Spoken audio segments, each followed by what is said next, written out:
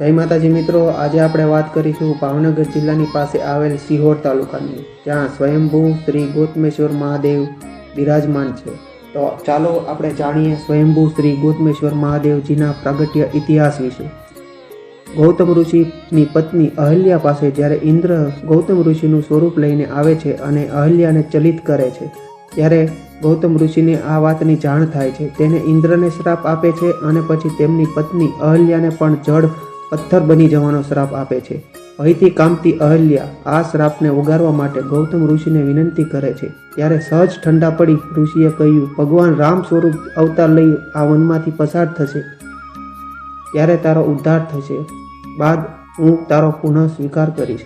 અહલ્યાને શ્રાપ આપ્યા પછી ઋષિને આ આશ્રમમાં રહેવું યોગ્ય ન લાગ્યું, તેથી તેને તેના શિષ્યના સમુદાય સાથે પશ્ચિમ દિશામાં પ્રયાગ કર્યું।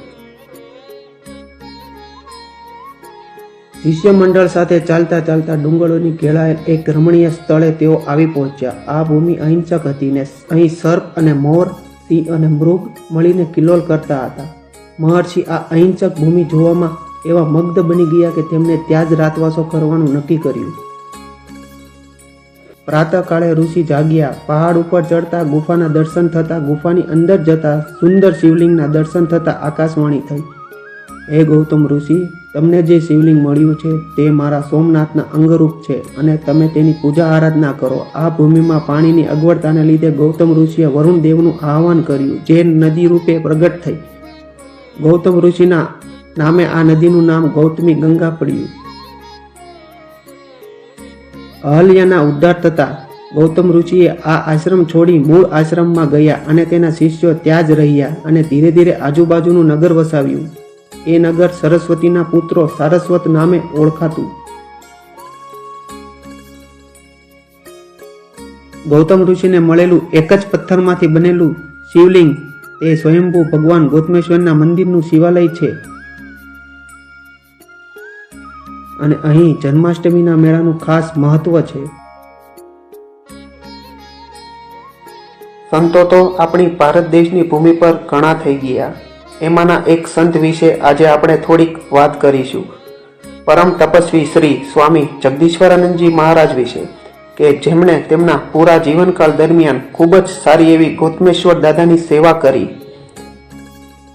એક જ રૂમની અંદર બેસીને 25 વર્ષ સુધી તેમને તપ કર્યું, માંગીને ભિક્ષા કરી, ક્યારેય પણ એક પણ વાહનમાં બેઠા નથી, કોઈ પણ પાસે ફૂલનો હાર કે કોઈના ઘરે પધરામણી કરે તો એક પણ રૂપિયો કોઈ પાસેથી લીધો નથી। જે પણ બાપુ પાસે આવતા તેમને તે એટલું જ જ્ઞાન દેતા કે વ્યસનથી દૂર રહો અને સેવકોને ભક્તિ માર્ગ વિશે કેમ ચાલવું તેમના વિશે ઘણું જ્ઞાન પાઠવતા અને વ્યવહારિક જીવન કેમ જીવવું તેના વિશે ખૂબ જ એવી સારી રસપ્રદ માહિતી આપતા।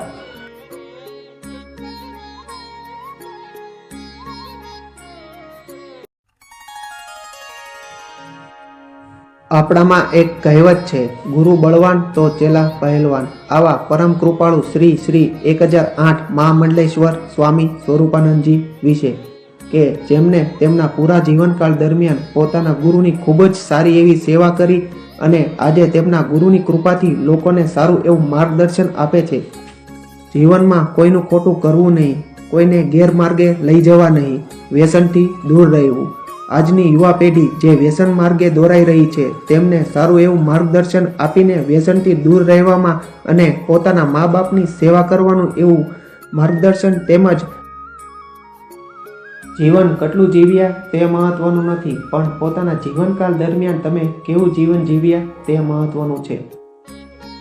સાધુ સંતોની સેવા કરવી, મા બાપની સેવા કરવી, વ્યસનથી દૂર રહેવું, આવું ખૂબ જ એવું સારું પ્રવચન પોતાની અમૃતવાણીથી લોકોને પાઠવે છે।